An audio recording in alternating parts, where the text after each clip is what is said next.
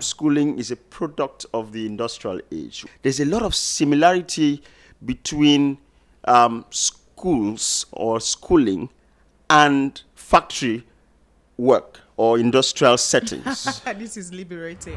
One of the characteristics of schooling is systematic.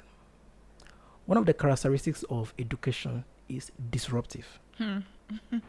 When you put everybody in a classroom and you judge them based on what's a particular standard, that what you are doing is you take all the animals in the world and tell them to swim in the ocean. Just imagine monkey swimming in the ocean. A very fascinating analogy. It really boils down to what you want to do with your life. That's what I'm saying. So- now, that's why you shouldn't follow people. I don't even advise anyone to follow me. School should be for a reason and for a season. If you want to be a medical doctor, please don't miss your exams. You would never absolutely. be a medical doctor. Absolutely.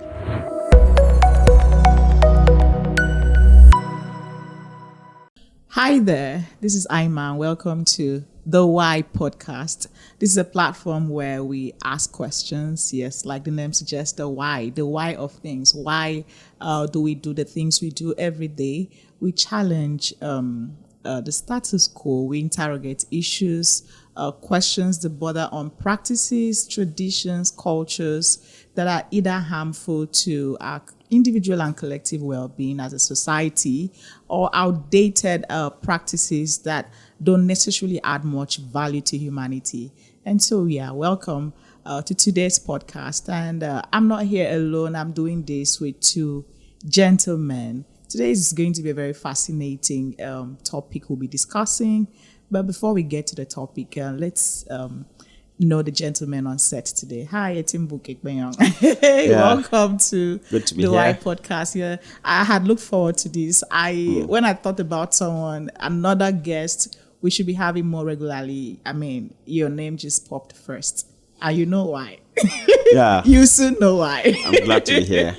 Thank you very much. Welcome. And then Etido Paul is a regular too, but this is his first time. Hi, Paulo. Thank you so much, Emma, for bringing me on.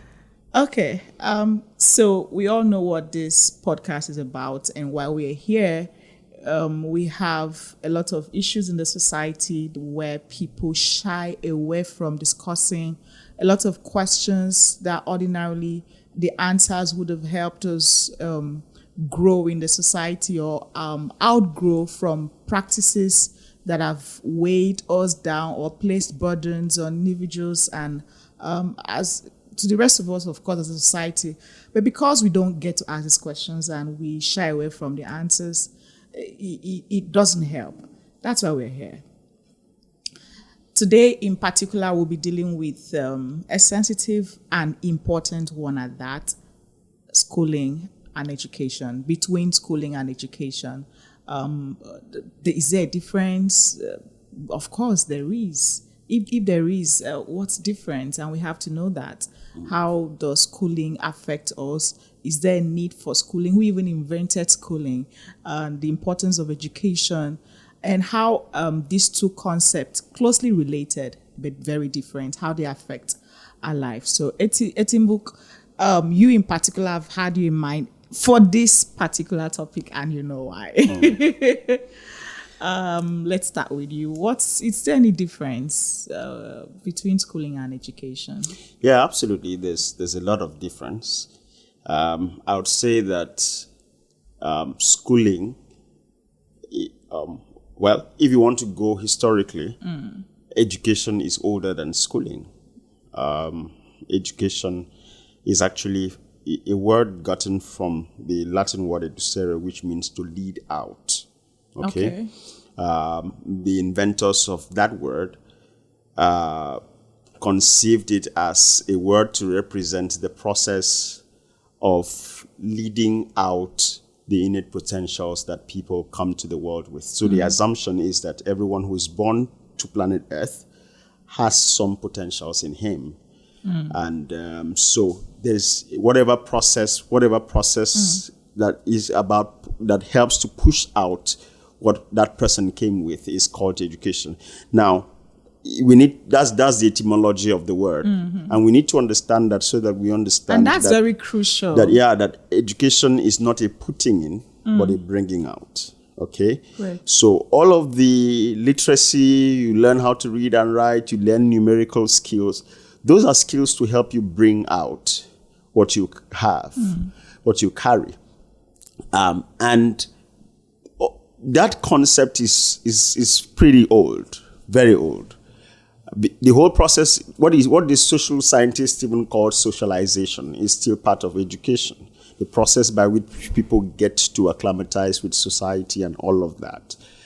But the idea of schooling, which I would call standardized education, was a product of the industrial age. If you study, I've studied history of schooling, because I got to a point in my life that I started questioning, the things that happen in school. So I needed to go and study where did this whole concept come from, and I realized that schooling is a product of the industrial age. When industry sprang up, and there was massive need for factory workers. A standardized system had to be put in place to churn out factory workers. Wow. To churn out workers for the factories. That's where the idea of schooling came from. And in fact, you can Google it. You can Google history of schooling. It's just, it's amazing how many people don't even know. Yeah, history, you can Google history of schooling. Yeah. In fact, I did a program many years ago that I called, the topic of my talk was, what are schools for? The agenda of formal education. Because that was born out of the history that I got to study. And I realized that this is what it was. That's why there's a lot of similarity between schools or schooling and factory work or industrial settings. This is liberating. Yeah, there's a lot of similarity, because the idea was to churn out workers for factories. So in factories, the core, what matters most is taking instructions, is doing things the way, because there is already a system. This is how we do, this is how we produce, maybe we want to produce a ceramic. This is how we do it. So you just do your own bit.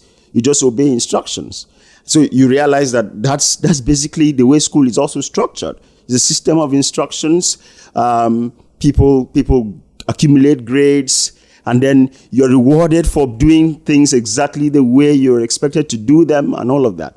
Now, that really served the industrial age. Really served, because, and that's why too, schools are tailored to produce employees and not necessarily entrepreneurs. Because the jobs were there in the industrial age, you just needed to. And then school is also highly standardized.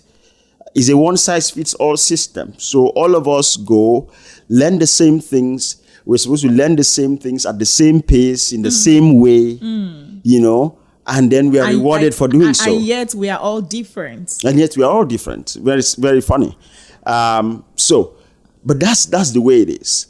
And that should help us know the difference between schooling and education.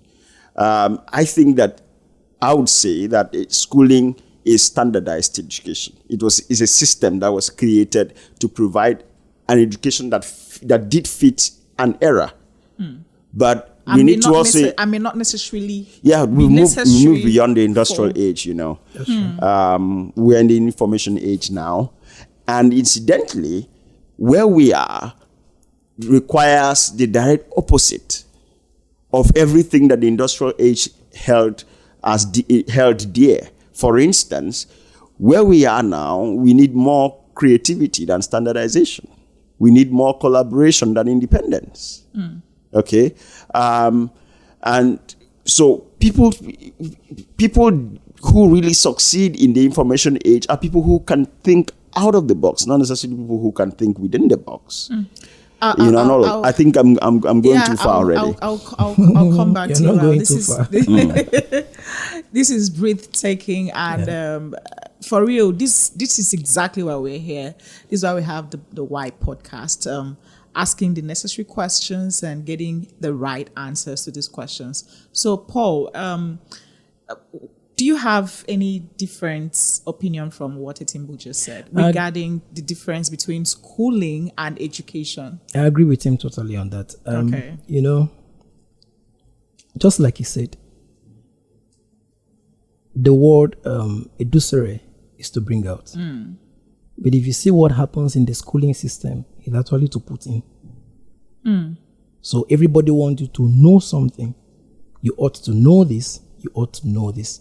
Nobody really cares whether you have something to bring out. One of the characteristics of schooling is systematic. One of the characteristics of education is disruptive. So one is systematic, the other one is disruptive.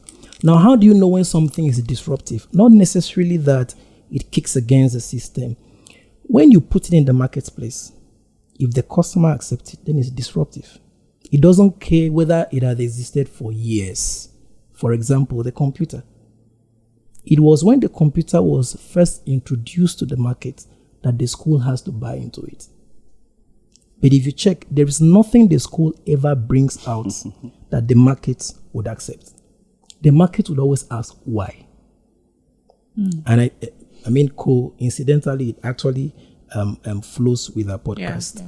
But if you see anything that comes from the place of education, is always disruptive. Always disruptive. And the people that are the proponents of these things don't necessarily pay attention to the schooling system. There are the people that ask, why this? Why not this? So just like you said in your introduction, I mean, there are a lot of things that we have not asked ourselves, why this? I believe, I'm a strong proponent that school should be for a reason and for a season. Why am I going to school? There should be a reason for it. Is it to fit into a particular system? And if it is for me to fit into a particular system, how long? You see, sometimes I call these things traps. In fact, a lot of times they are traps. Because you grow up and already your family is prepping you for what the society expects from your nursery education to primary to secondary. But should you actually blame your family? No, we are not placing blames right now at this point, but I mean, this is where people fall into the trap, right? When the society expects that at a certain age, you should have been in a certain school, and it continues that way. At what point do you think people are going to stop to ask questions on, am I going the routes or the route that is peculiar to my individuality? Just by saying that, there is a philosopher that said something. I can't remember now because, I mean, this aired. If it was Thomas Edison or the guy that gave us electricity. I can't remember either of them.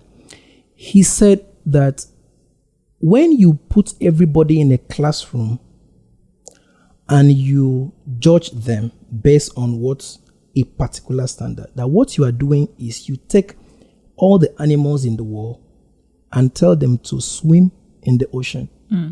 Just imagine monkey swimming in the ocean. A very fascinating analogy. Now, in all of them, who is going to be the best? Of course, the fish. Not necessarily knowing whether you have kept them in their best zone. So that's what happened in the schooling system, especially in our culture. So everybody there is a particular curriculum you need to come out from. If you don't fit into that curriculum, you are seen as a failure. But the same way school tests you is not the same way life tests you. Life has its own curriculum. For every one of us. For every individually. And it's always peculiar. Whether you are aware of it or not. You don't even have to be aware. And come to think of it, life has a curriculum, Paul. Whose responsibility is it to teach us this curriculum of life? The person. Because we go to school, parents now even leave the responsibility of a child finding out to the teacher his peculiarity, his purpose, to the teachers in school. And who does not even know their own purpose.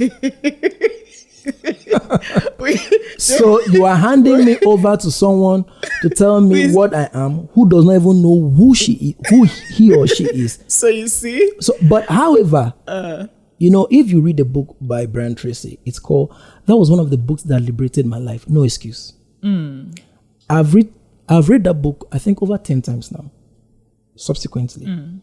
And No Excuse. Yes, No Brian Excuse. Tracy. That's just the name. Yeah. And I mean, I I recommend think it I've to seen it, everybody. but I'm not sure I've read it yet. If you read that book the first time, you may think you have seen all.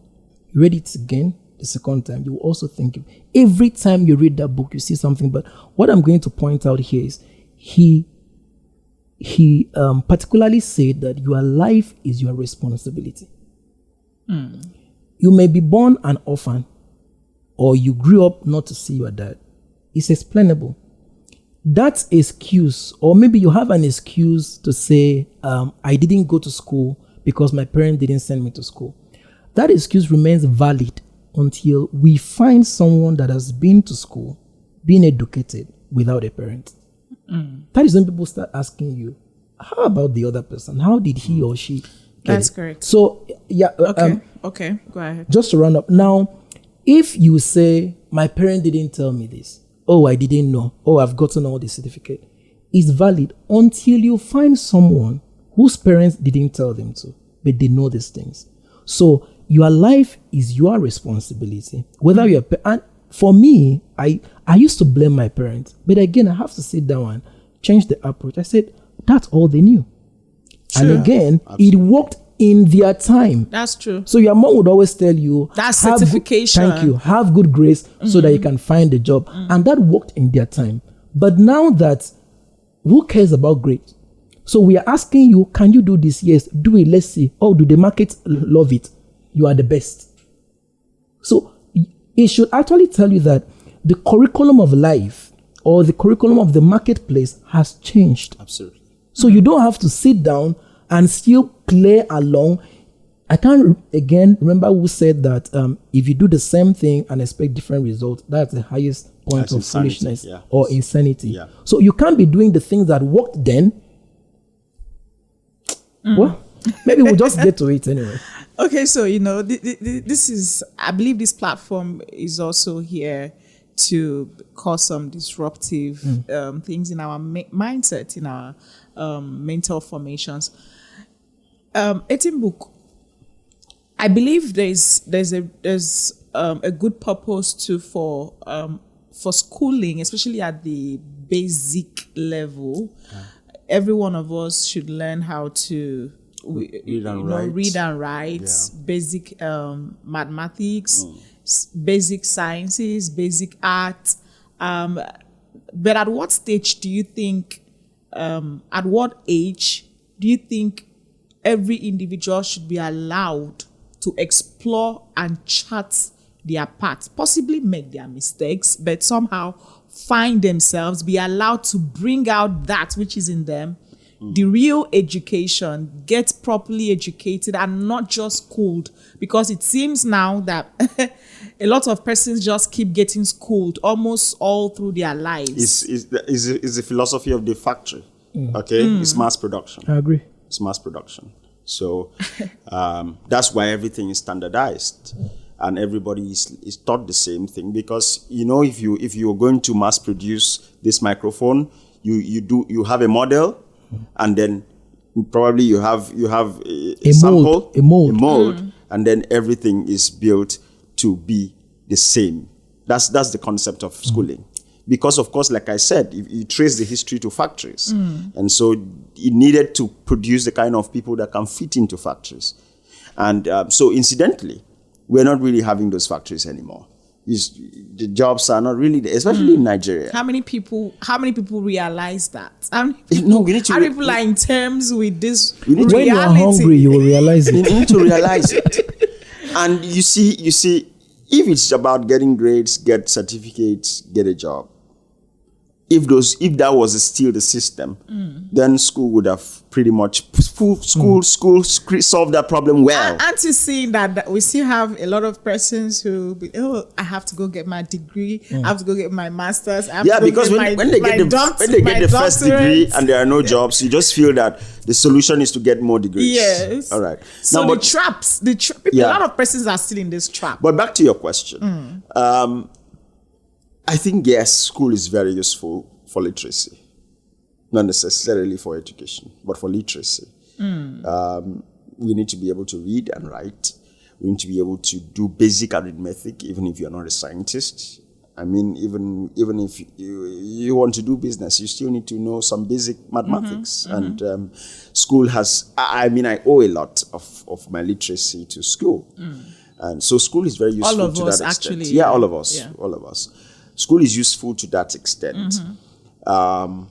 And that's why I think that the elementary school is very important. And I'll do everything to make sure my children go to the best schools at the primary level, because that's where foundation is laid. That's right. In fact, even secondary school, very, very important that they go to the best schools possible that you can afford.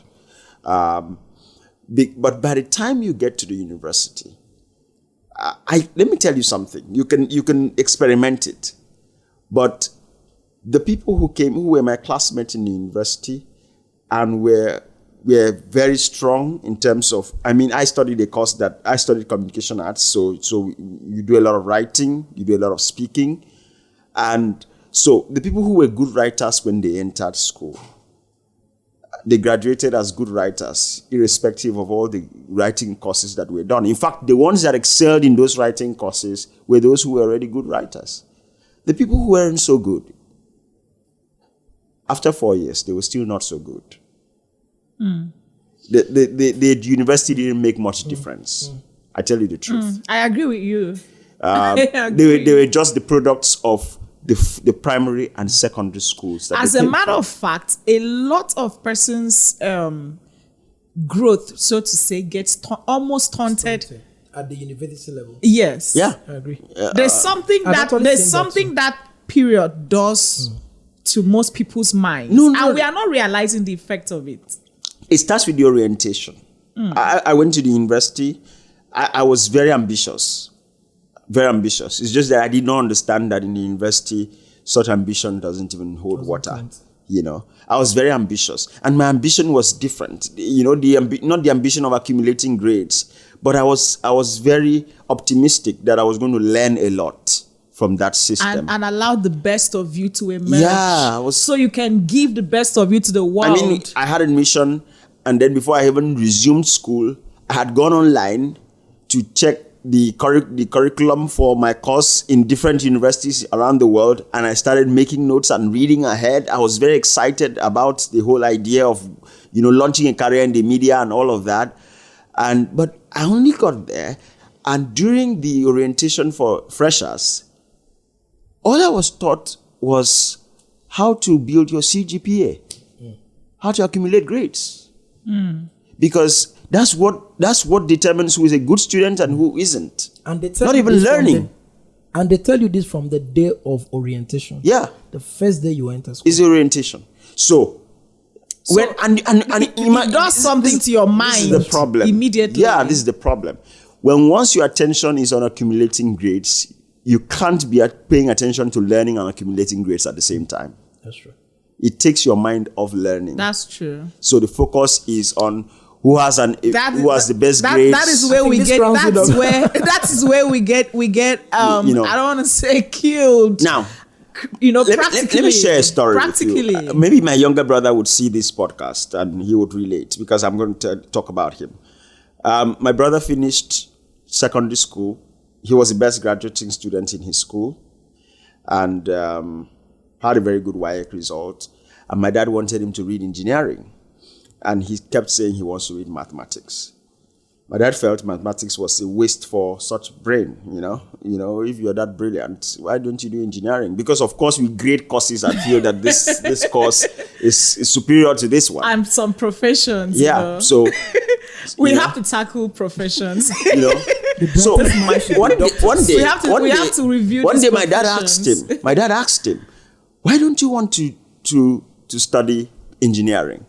And then my brother said, "Well, I don't want to do engineering because I don't know physics." And my dad was like, "But you had A1 in physics, and you say you don't know physics." And he said, "I had A1 in physics not because I know physics, but because I know how to write exam."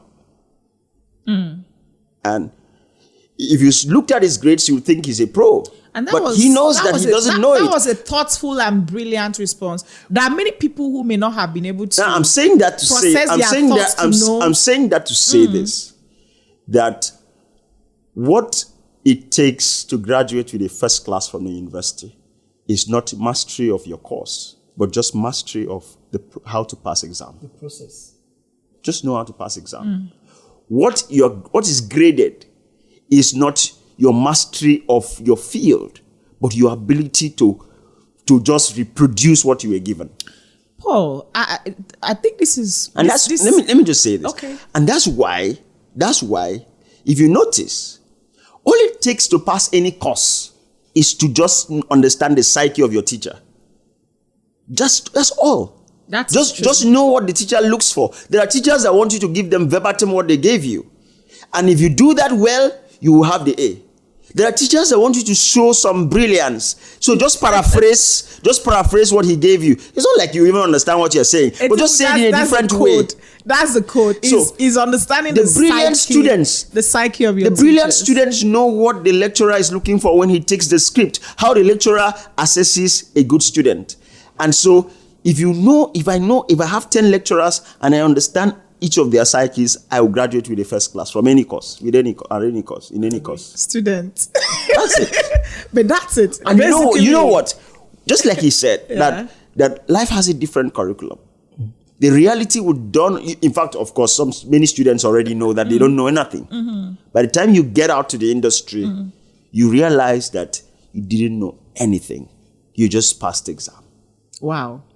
It explains what happens to the supposed first class students when they come out to the real, and then you see the in quotes, the people who were dull in school academically, they now seem to be much more ahead or looking more smarter. And life now looks unfair. Life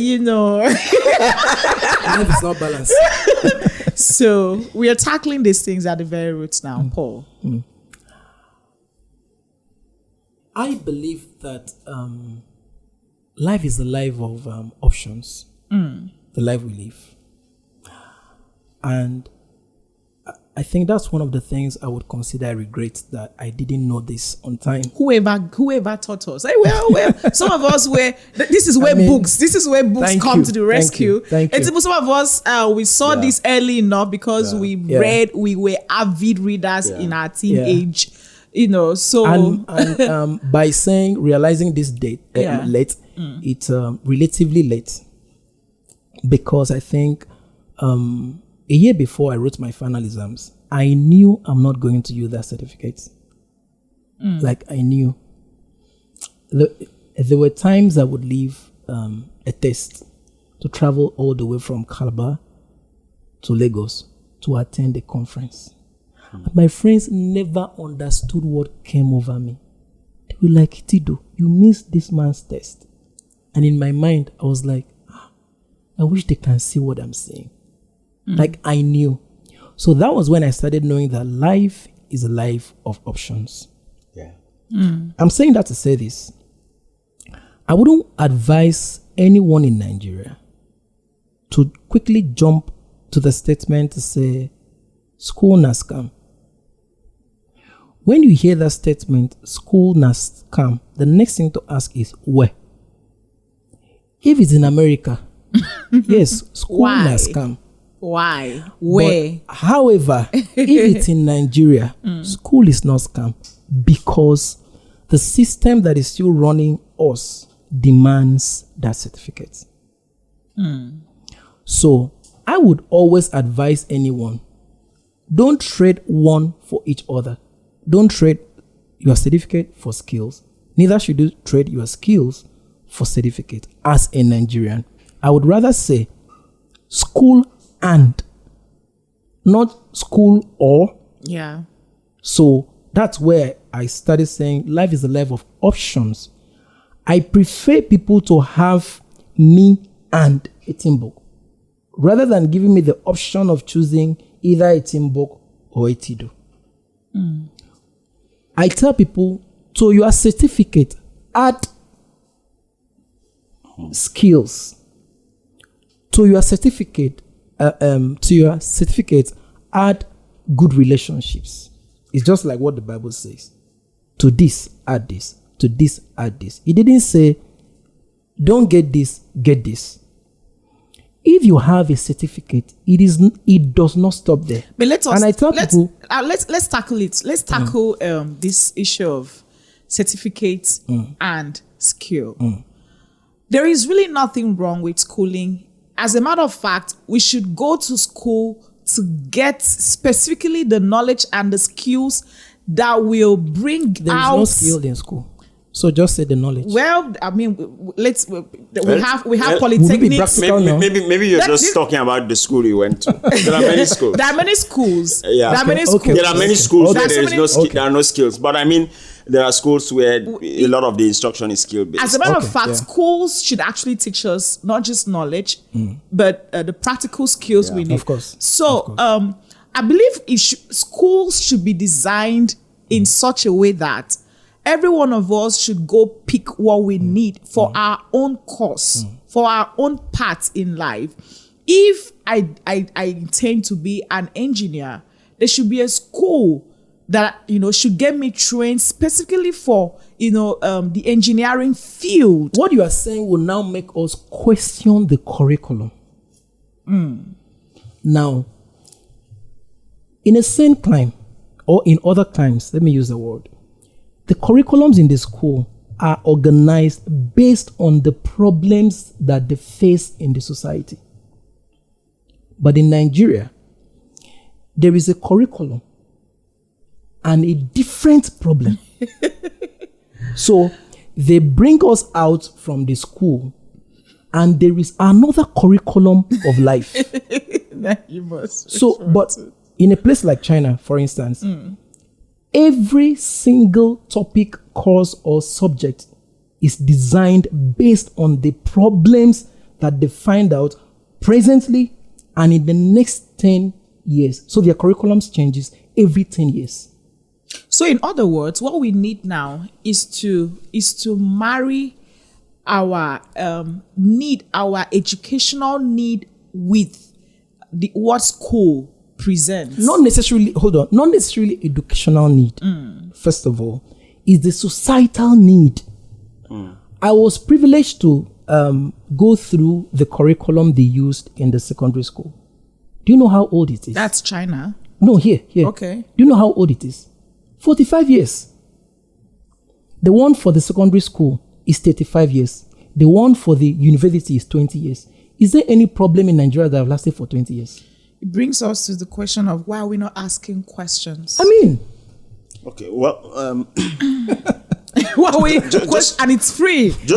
Anybody can ask questions anywhere in every sector. So why are we not asking the right questions? Just to comment on the school, the certificate skills thing that he just talked about. My opinion is slightly different, or maybe sharply different. When I'm done, you'll know how different it is. I've always wondered when people say, get the certificate and then get skills.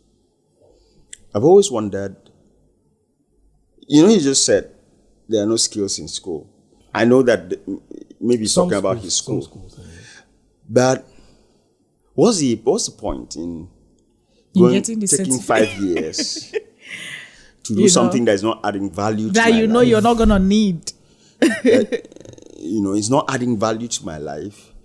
And then I'm saying, just so I get the certificate. I've asked this question for many years. And I think I finally got the answer.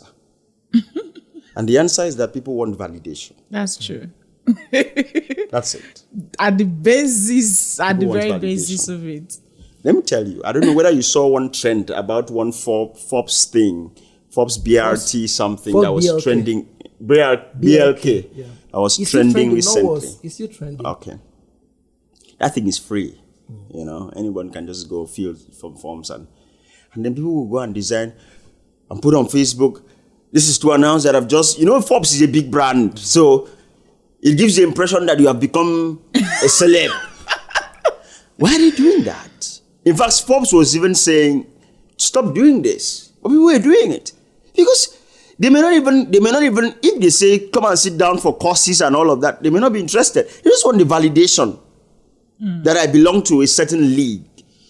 Because I'm now a graduate, or I now have a master's, I now have a PhD. And yet you know that 90% of your income comes from everything outside that place, that the scope of that thing that you is giving you prestige and ego. I'm a graduate. So people just want validation. For me, I'm sorry, but I'm a Christian, I can say this. For me, the moment I got validation from my relationship with Christ, I didn't need any more validation from anywhere. In fact, that even worsened my relationship with the whole certificate thing, because the only value was the validation it gives you. The fact that it gives you a little more respect in society. It opens a little more doors. And how really does it open doors? Apart from the fact that it just makes people place you in a certain class. When I started getting my validation from the fact that I'm loved by the Lord, I'm loved by Christ, I have a relationship with Him, and I mean, what relationship is more valuable than that? You are whole. It lost essence. Irrespective of the externals. So what I wanted from school, and what I still want from school, is just give me a little value. Let me be able to hold on to something and say that this is what I'm getting out of the system. If all I'm getting out is a piece of paper that makes people give me some more respect, I don't need that respect. Now, that's me. That may not be you or anyone else. And that's why I'm saying that to say this, that if this thing means the whole world to you, it doesn't mean it means the whole world to everyone else. That's true. And so you shouldn't be expecting, or you shouldn't be thinking that people must be stupid if they're not doing what you're doing.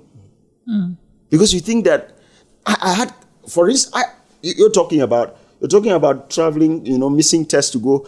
I had an exam in my final year in the university, and I had a seminar I was supposed to deliver somewhere. I had a speaking engagement somewhere.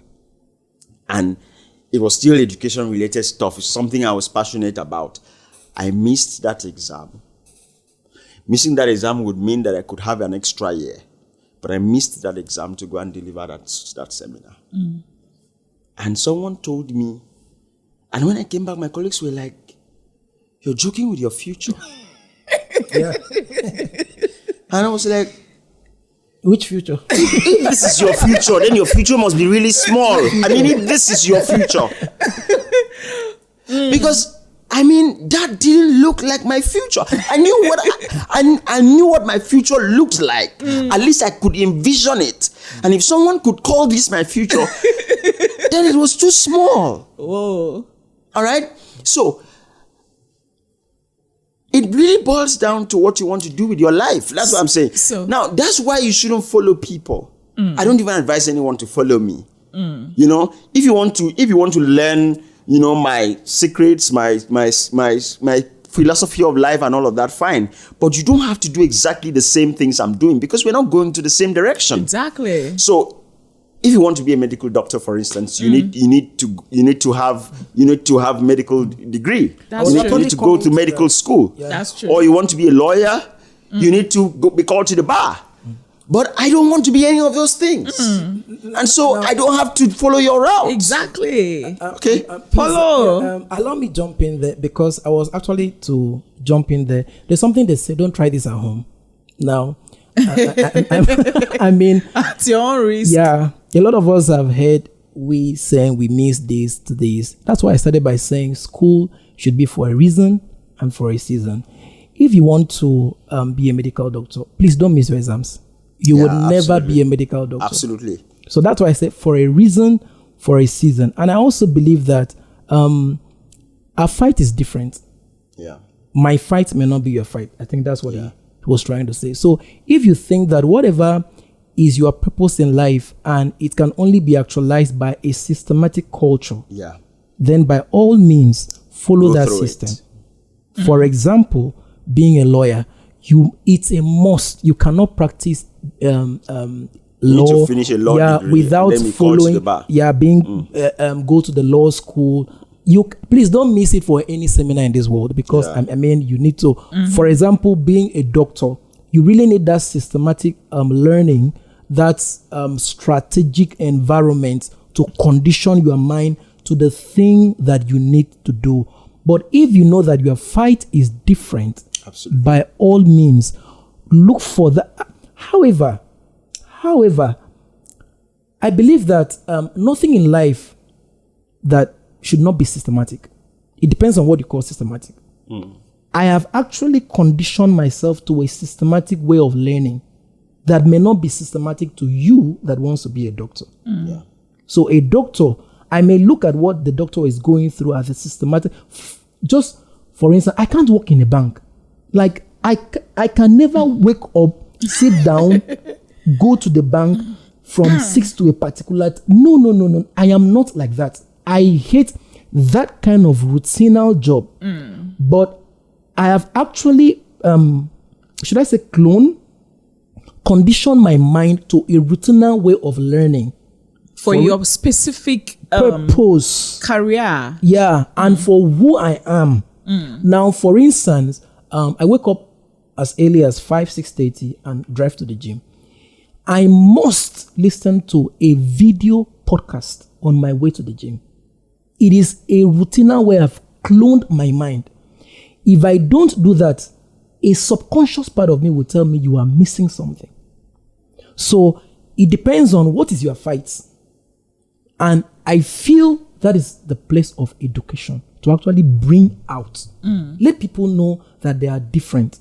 And let them know that there are different inclinations in them. And keep them on those pedestals that can actually bring these things out for them. Not to clone them into, regardless of who you are. I mean, just like having children. You have 3 children. And you believe that all of them must be good in math. He made mention of math. I had a B in math. Please, never you bring anything mathematics for me. I would not know. One of my criteria of, I say this jokingly, of choosing a wife is that she must know mathematics. Why? So that she can help her children.